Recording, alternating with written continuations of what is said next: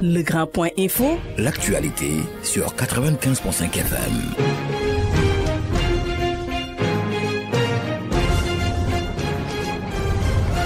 Bienvenue à toutes et à tous sur la fréquence citoyenne, la 95.5 émettant du building communal. Il est 12h30, voici le journal.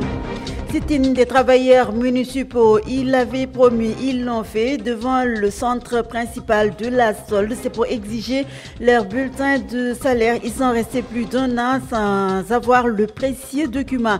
À l'université Cheikh Anta Diop de Dakar, les étudiants encore au front pour réclamer leur bourse. Ils ont barré toutes les voies menant à l'université et l'avenue du même nom sur 555 000. Ils n'ont perçu que 40 000 francs de francs CFA. Lui, il perçoit 20 millions. Il s'agit du meilleur enseignant du Sénégal, Barameng, récompensé par le chef de l'État à travers le Grand Prix du chef de l'État pour l'enseignant. Aujourd'hui, les enseignants à l'honneur. Nous nous intéresserons à un dossier sur l'enseignement, la responsabilité des parents relevés, contraints par la conjoncture. Ils courent derrière la dépense quotidienne et n'ont plus de temps à consacrer aux enfants. Alerte des acteurs de l'éducation. Le psychologue conseiller prévient aussi, l'enfant a besoin d'un climat apaisé pour évoluer et avoir de bonnes performances à l'école. Est-ce qu'il ne faudrait pas réviser les curricula, mais aussi revoir les critères de sélection de ces enseignants? Si l'on sait que l'enseignement d'hier est devenu un sacerdoce et une quête aujourd'hui à la recherche de l'argent, nous aurons à suivre un large dossier consacré à ce sujet. Mutilation génitale féminine, la pratique toujours de vigueur à Matam, Kolda, Sédhiou, Kédougou, Ziguinchor. Ces régions refusent de jeter le couteau même si l'on constate une baisse des filles excisées de 16 à 12%. Des efforts sont nécessaires pour éliminer la pratique. Aujourd'hui est célébrée la journée mondiale contre les MGF, à savoir les mutilations génitales féminines. La crainte du maire de Bignona, Bakary Diatta, sur le recensement, mais aussi l'indemnisation des victimes des événements de 2021 à 2024. Il y a des blessés qui n'ont pas pu se rendre à l'hôpital par faute d'être arrêtés. Des émissions qui pourraient entraîner des difficultés. L'actualité hors de chez nous mettra un terme à ce rendez-vous avec l'information. Bonjour et bienvenue. À la présentation, mesdames, messieurs, bonjour à nouveau et merci de nous recevoir chez vous sur la fréquence citoyenne et sur la RTMD. Depuis plusieurs jours, les travailleurs des collectivités territoriales sonnent la mobilisation pour ce grand rassemblement tenu ce matin devant les locaux du centre de la solde, du centre payeur de la solde. C'est pour exiger leur bulletin depuis plusieurs mois, un an ou plus. Ces travailleurs peinent à disposer de leur bulletin de solde. C'est la raison pour laquelle ils se sont rendus ce matin devant les locaux du CP Solde, assiégeant la devanture. Nous aurons l'occasion d'y revenir avec notre reporter Ndeye Astou Sek Saral au niveau du stade Léopold Sédar Senghor. Les travailleurs qui protestent contre leur employeur chinois, ils se disent victimes d'exploitation. Ils dénoncent la non-transparence dans les rémunérations. Ils ont organisé un rassemblement finalement dispersé par les forces de l'ordre. Un ouvrier aurait été blessé par une grenade lacrymogène. Les étudiants, ils l'ont fait hier, ils ont remis ça aujourd'hui. Ils ont barré les voies qui mènent à l'université Cheikh Anta Diop de Dakar. Ils ont barré ces voies pour réclamer le paiement de leur bourse. Ils se sont à nouveau affrontés aux forces de l'ordre, un mouvement qui fait suite à une promesse non tenue par les autorités, notamment la direction des bourses, de leur payer leur argent. Sur les 555 000 que leur doit la direction des bourses, les étudiants n'ont perçu que 40 000 francs. Ils réclament près de 24 mois d'arriérés de bourse. RMD, encore plus proche de vous. Cap sur le Grand Théâtre Doudou Ndiaye Coumba Rose où le chef de l'État a récompensé le mérite, l'excellence à travers le Grand Prix du chef de l'État pour l'enseignant. Il a été remporté par Barameng, enseignant au collège d'enseignement de Louga commune, professeur d'histoire et de géographie. Barameng, tenez-vous bien, devance ses concurrents avec 90,28 sur les 100 réclamés. Il a été aussi décoré de l'Ordre national du Lion. Une enveloppe de 20 millions de francs CFA lui a été remise. Les autres lauréats, Momar Kébé du lycée de Diagne Barka de Fatick et Amadou Lamine Mané du lycée Djindilé de Louga, ont reçu chacun 2,5 millions de francs CFA. Le Grand Prix du chef de l'État qui récompense le mérite, l'excellence des enseignants qui se sont distingués à travers des résultats obtenus lors d'examens ou au niveau de leur classe. Aujourd'hui, l'on évoque la qualité de l'enseignement, les parents qui font preuve de négligence, qui ont même démissionné de leur rôle et responsabilité envers leurs enfants. Une fuite de responsabilité qui peut amener des comportements déviants chez les enfants. Des acteurs tirent la sonnette d'alarme à travers ce reportage de Ndeye Siganjour. Elle me traitait très bien. Avant de partir à l'école, je mangeais très bien mon petit déjeuner. Maman se souvient avec nostalgie de la belle époque. À la récréation, elle me disait par exemple 200. Mais je mangeais très bien, franchement, par là. Elle vérifiait mes cahiers, tout ça là. Aujourd'hui, nombreux sont les parents qui se désintéressent des études de leurs enfants. Si par exemple ces parents n'arrivent pas à joindre les deux bouts, ils ne peuvent pas éduquer les enfants. Le père de famille quitte la maison tôt le matin et rentre à minuit. La maman, qu'est-ce qu'elle fait? Que dalle, rien du tout. Dormir sans manger, là où le bas blesse. Ce garçon est chanceux, ses parents sont aux petits soins. La négligence des parents impacte le comportement de l'enfant à l'école, nous dit M. Nyan, prof d'histoire et de géographie au lycée Thierno Seydou Nourou Tall. Par contre, maintenant, les problèmes à la maison, relevant des problèmes de vie de couple au niveau des parents, ou quelque part un peu des brimades que l'enfant peut subir à la maison aussi, pour le pousser un peu à se résigner, à se retenir et peut-être à ne pas participer, à avoir un comportement assez rebelle et plutôt guerre parce que c'est quelqu'un qui refuse tout simplement de participer ou même qui se cloître sur lui-même parce qu'il va se recroqueviller sur lui-même parce que tout simplement il se dit que l'approche ou le comportement ou l'attitude que les parents ont sur lui à la maison, la meilleure manière qu'il a tout simplement de montrer sa colère, c'est tout simplement d'échouer à l'école. Parce que certains se disent que carrément ils ne veulent plus étudier, ils ne veulent plus apprendre, ils ne veulent plus tout simplement poursuivre les études, mais ils n'ont pas le moyen d'arrêter parce que c'est les parents qui les poussent tout simplement à le faire. Il va de ses conseils. C'est d'être compréhensif, d'être à l'écoute, d'être aussi vigilant. L'école est l'affaire de la communauté. Les parents doivent assumer leurs responsabilités. Assumer ses responsabilités de parents, s'occuper de son enfant, veiller à son éducation, l'entretenir et lui permettre de briller à l'école. L'enfant a besoin d'un cadre apaisé pour s'épanouir, un foyer stable. Et s'il y a des troubles au sein de ce foyer, cela va forcément impacter sur l'enfant, sur ses enseignements, apprentissage, selon le psychologue conseiller, le docteur Tidiane Ndir. Il estime qu'en plus d'un cadre propice à l'équilibre de l'enfant, les parents ont l'obligation de faire preuve de vigilance et de détecter tout acte troublant venant de l'enfant. Il estime également que l'instabilité émotionnelle de l'élève peut découler aussi bien de ses relations à l'école, mais aussi au sein de sa propre famille. Diane Ndir au micro de Ndeye Siganjour. L'incidence que l'instabilité familiale peut avoir sur les enfants, c'est compréhensible. En ce sens que l'enfant a besoin d'une certaine quiétude pour pouvoir donc bien apprendre et peut-être assimiler son apprentissage. Parce que une instabilité familiale pourrait entraîner également une instabilité émotionnelle et que les émotions également constituent une partie importante, n'est-ce pas, du processus d'apprentissage. Si l'enfant n'est pas stable émotionnellement, il ne pourra pas bien appréhender, saisir, n'est-ce pas, les enseignements apprentissages. Une bonne stabilité familiale pourrait contribuer à amener l'enfant à avoir une stabilité émotionnelle qui pourrait peut-être l'aider à pouvoir bien saisir les enseignements apprentissages et peut-être être performant même à l'école. Que les parents puissent quand même veiller à ce que l'enfant baigne dans un cadre propice, n'est-ce pas, stable, où il y a moins de querelles et que également qu'ils aient cette aptitude à pouvoir veiller sur l'enfant,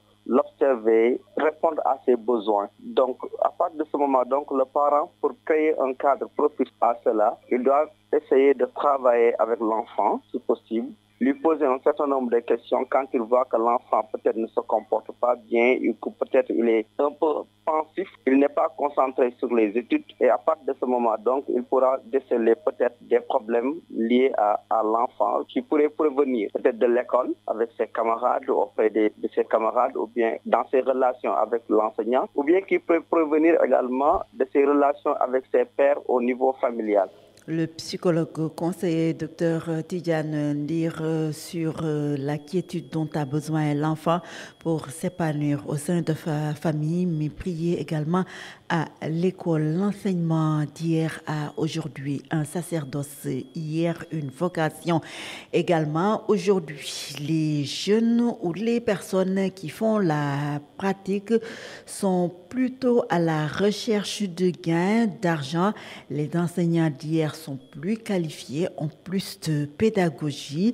C'est ce que relève le micro sonore réalisé par Ndeye Sigandior. Beaucoup plus de qualité que celui d'aujourd'hui, puisque les enseignants d'antan avaient beaucoup plus de pédagogie.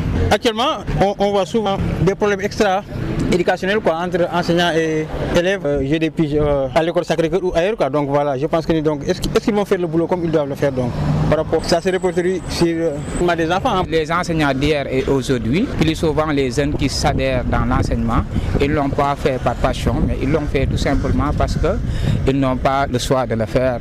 Et seulement c'est l'enseignement qui fait le plus souvent le recrutement d'une grande masse. Raison pour laquelle plus les jeunes vont changer leur choix, aller adhérer à l'enseignement. Cela va faire des répercussions sur le niveau des élèves, vu que donc, les gens adhèrent à l'enseignement alors qu'ils n'ont pas eu la volonté ou bien la passion de le faire, peut-être la qualité qu'on a besoin, on peut ne pas l'avoir. Pour eux, c'était la passion. Voilà. Ils aimaient le métier d'enseigner qu'ils prodiguaient aux enfants. Mais malheureusement, ce que nous constatons, les enseignants de nos jours, c'est plutôt le gain. Contraire aux anciens, il y a une très grande différence. L'enseignant d'hier était très bien formé, mais malheureusement, ce que nous constatons, c'est des quotas à des gens à la limite qui n'ont même pas le niveau d'enseigner, malheureusement. L'enseignant d'hier d'aujourd'hui, vraiment moi je trouve qu'il faut revoir l'enseignement d'aujourd'hui. L'enseignement d'hier était plus bon. L'enseignement d'aujourd'hui et d'hier, il y a beaucoup de différences parce qu'actuellement, les enfants ne donnent pas de respect à leurs instituteurs par rapport aux années passées. Il y a une grande différence. L'analyse de certains parents, certains Dakarois sur l'enseignement d'hier à aujourd'hui, les responsabilités situées aussi bien du côté des élèves, des parents, mais aussi des enseignants. L'employabilité des établissements d'enseignement supérieur au Sénégal, le thème d'une table ronde organisée par la Banque mondiale en collaboration avec le ministère de l'Enseignement supérieur, de la Recherche et de l'Innovation. Une rencontre d'échange et de partage qui à l'arrivée va permettre la présentation de pratiques pour optimiser l'employabilité des étudiants et l'analyse des performances des universités en matière de maturité digitale. Nous sommes à l'ère du numérique et de l'intelligence artificielle du coup. RMD, la radio utile. Nous parlons des mutilations génitales féminines. Aujourd'hui, l'on célèbre la journée mondiale contre les MGF. L'ONG Tostan qui travaille depuis des années sensibilise les populations mais relève que la pratique court toujours dans certaines régions. Matam, Sédhiou, Kolda, Kédougou, Ziguinchor, Tambacounda. Il faut beaucoup d'efforts, davantage avec les acteurs communautaires à la base pour sensibiliser ces communautés qui sont à la traîne et qui refusent de jeter le couteau. À ce jour, 7187 communautés ont tourné le dos aux mutilations génitales féminines. Malik Niang est responsable de l'ONG Tostan à Thiès. Il est avec Sambassi. Il y a des avancées notoires, les chiffres en parlent. Mais aussi, il faut comprendre qu'il reste la dernière déclaration des communautés. C'était au 2 décembre 2024 à Dialakoto. Nous en sommes actuellement à 7187 communautés au Sénégal qui, pendant toute cette période-là, ont abandonné la pratique de l'excision et du mariage d'enfants que vous appelez communément MGF, mutilation génitale féminine. Il y a des zones de résistance. Quand vous allez dans le nord, par exemple, dans la région traditionnelle de Matam, qui est une région réputée traditionnaliste et religieuse, il y a des poches de résistance. Là, il faut mettre l'accent. La même chose au niveau de Sédhiou avec les Mandeng, les Polars, mais au niveau de Kolda aussi, au niveau de Kédougou et dans la zone de Jiguensor, Tambacounda. Là, il faut mettre l'accent vraiment, ce sont dans ces zones à fort taux de prévalence, sans négliger aussi la banlieue. Généralement, les gens pensent que dans les villes, la pratique de l'excision n'existe pas, c'est juste au niveau rural, mais effectivement, la pratique existe au niveau urbain. Nous savons que c'est des questions de normes sociales. Et dans le programme holistique de Tostan, le PRCC, qui est un programme de renforcement des capacités communautaires, le programme adresse plusieurs thématiques. Et c'est pendant la thématique des droits à la santé que les communautés ont constaté la violation de leur intégrité physique et morale à travers la pratique de l'excision. Et ça a été corroboré aussi par exemple, l'argumentaire sanitaire et médical que les médecins ont montré les méfaits et les conséquences de la pratique de l'excision chez la femme et la fille. Et les gens qui sensibilisent les communautés qu'on appelle chez nous agents de mobilisation sociale, AMS endogènes, sont des personnes issues des communautés pratiquantes qui parlent leur langue, connaissent leurs as et leurs coutumes et qui les fréquentent pour les sensibiliser. Malik Niang, responsable de l'ONG Tostan basée à Thiès, la directrice de la famille et de la protection des groupes vulnérables, se félicite des efforts faits par le Sénégal dans le cadre de la lutte contre les MGF. Le taux a baissé de 16 à 12%, mais des pratiques sont ancrées dans certaines localités, les régions que j'ai citées tantôt. Ces régions font des mutilations génitales féminines une tradition. Il faut de la sensibilisation avec les mouvements de jeunes afin de mettre un terme aux mutilations génitales féminines. Dr Rakoye Niang Diakhaté, la directrice de la famille et de la protection des groupes vulnérables, jointe par Sambassi. La situation au Sénégal, elle est en train de baisser, surtout dans certaines zones où la pratique avait connu vraiment des chiffres très importants. Et aujourd'hui, on connaît vraiment une certaine baisse parce que tout simplement, au niveau national, nous sommes à 12%, alors qu'il n'y a pas plus tard, l'année dernière, on était à 14-16% pour les filles de moins de 15 ans. Donc, on peut dire aujourd'hui qu'on est en train de connaître une certaine baisse de cette pratique-là au niveau national. Il y a une baisse, mais ça reste vraiment exacerbé. Les zones les plus touchées, c'est au niveau frontalier, au nord du Sénégal, au nord et au nord-est, mais également au sud et au sud-est du Sénégal. Donc, on connaît vraiment cette prévalence-là de la pratique. Dr Rakoye Diakhaté, directrice de la famille et de la protection des groupes vulnérables. Je rappelle que ce 6 février, l'on célèbre la journée mondiale contre les mutilations génitales féminines. À Saint-Louis, bientôt une opération de désengorgement de la voie publique. Ce sera le 20 février prochain. L'annonce a été faite par le préfet du département, Abou Saou. Le marché sort au Tindiguen est concerné par cette opération au cours d'une réunion avec le maire de Saint-Louis. Ils se sont accordés sur la date du 20 février à l'approche du mois de Ramadan. L'encombrement des grandes artères est source d'accidents de la circulation dont le principal responsable est l'occupant de l'espace public, déclare le préfet qui affiche sa volonté d'installer la durabilité dans cette opération avec des marchés modernes qui sont également à l'étude pour plus de sécurité et de salubrité. RMD. 12h49 à l'écoute du journal sur la fréquence citoyenne. Merci de nous suivre. Je vous l'annonçais également dans les titres. L'on a recensé les victimes des événements de mars 2021 à 2024. Il y a eu beaucoup de décès, il y a eu beaucoup de blessés, des décès également. Près de 80 morts suite à ces événements post-électoral, pré- et post-électoral. Nous parlons donc de cette actualité avec le maire de Bignona qui affiche une crainte relative au recensement des victimes de 2021 à 2024. Beaucoup de victimes n'ont pas fréquenté les hôpitaux par peur de se faire arrêter. Ces omissions pourraient aussi entraîner des difficultés dans le recensement exhaustif des victimes.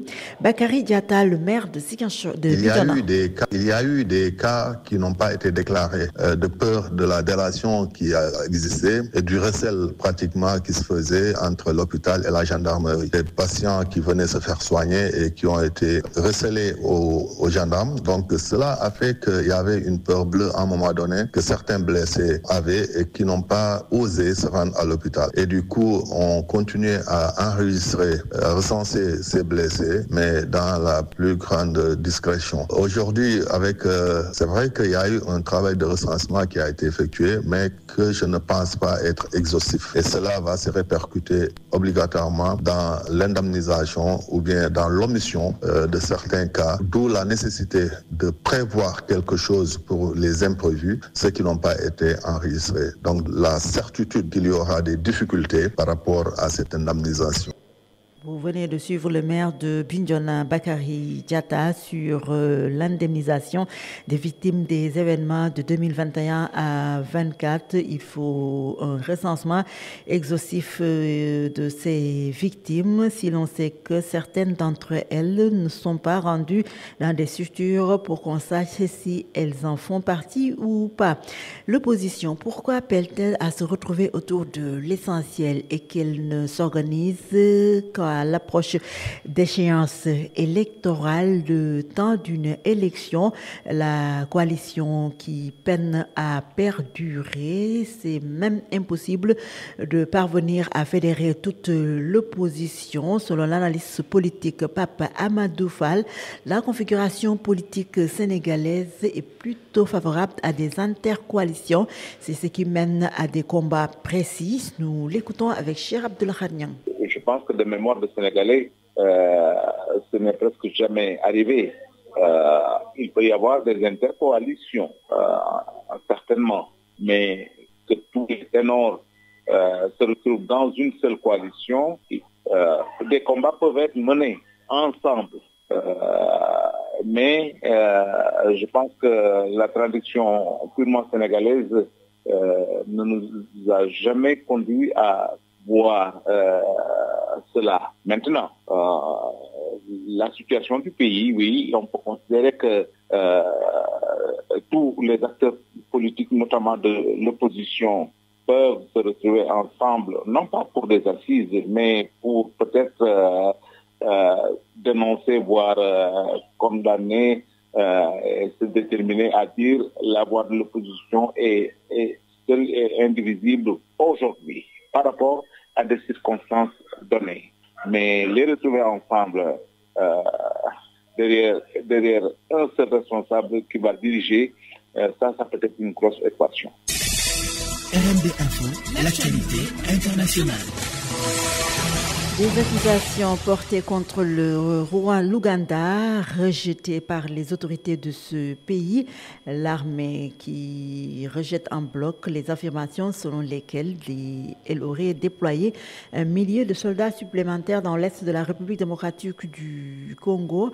Samedi, Kinshasa a affirmé qu'il y a bien eu un renforcement des effectifs ougandais sur le terrain. Kampala, c'est la capitale ougandaise, reconnaît un redéploiement, mais insiste sur le fait qu'il s'inscrit exclusivement dans le cadre de l'opération Shuja.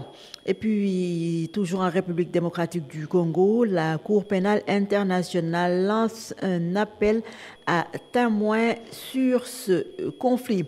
Le chef d'Ennahda, c'est en Tunisie, Rached Ghannouchi, a été condamné à 22 ans de prison dans une affaire impliquant des hommes politiques, des journalistes, des blogueurs et des hommes d'affaires, l'affaire Instaligo. Les juges ont eu la main très lourde concernant ceux soupçonnés de conspiration contre la sécurité de l'État dans la bande de Gaza. Quelques heures seulement après l'annonce faite par le président américain Donald Trump qui souhaitait transférer les Palestiniens hors de Gaza afin de rebâtir le territoire, le gouvernement israélien annonce qu'il a un plan pour favoriser le départ de ces Gazaouis. Il est 13h moins 5, 12h55, c'est la fin de ce journal. Rappel des titres. Grand prix du chef de l'État pour l'enseignant Bassirou Diomaye Diakhar Faye récompense le mérite, 20 millions dégagés pour l'enseignant de Louga. Il s'agit de Barambang qui remporte ce grand prix du chef de l'État. Les autres lauréats ont reçu 2,5 millions de francs CFA. Enseignement, un sacerdoce hier, une recherche, une quête effrénée du gain aujourd'hui. La vocation n'y est plus, ni la passion. Une correction s'impose. Il faut réviser l'enseignement dans son intégralité. La responsabilité des parents relevée, contraints par la conjoncture, ils courent derrière la dépense quotidienne et n'ont plus le temps à consacrer aux enfants. Alerte des acteurs de l'éducation, le psychologue conseiller prévient aussi, l'enfant a besoin d'un climat apaisé, de la quiétude, d'une stabilité émotionnelle pour obtenir de bons résultats à l'école. Mutilation génitale féminine, la pratique toujours de rigueur ou de vigueur à Matam, Sédhiou, Kolda, Kédougou, Ziguinchor. Ces régions refusent de jeter le couteau, même si l'on constate une baisse des filles excisées au Sénégal de 16 à 12%. Des efforts sont nécessaires pour davantage éliminer la pratique. Aujourd'hui est célébrée la journée contre les mutilations génitales. Sit-in des travailleurs municipaux devant le CEP solde. Ils réclament leur bulletin de salaire. Cela fait plus d'1 an qu'ils n'ont pas ce papier ou ce document. À l'université Cheikh Anta Diop de Dakar, les étudiants ont remis ça encore au front. Ils ont barré les voies d'accès de l'avenue Cheikh Anta Diop de Dakar pour exiger le paiement de leur bourse sur 555 000 francs. Ils n'ont obtenu que 40 000 francs. Ils dénoncent la promesse non tenue des autorités, en particulier de la direction des bourses. Merci de nous avoir reçus chez vous, d'avoir suivi cette session d'information. Anne-Marie Niang à la présentation, Alun Gomis a assuré la partie technique. Merci à toute la coordination, Sambasi et Daourundoy. Excellente suite de programme à toutes et à tous. Je vous donne rendez-vous à 13h30 pour la version Wolof. Merci et à tout à l'heure. Au revoir. Le Grand Point Info, l'actualité sur 95.5 FM.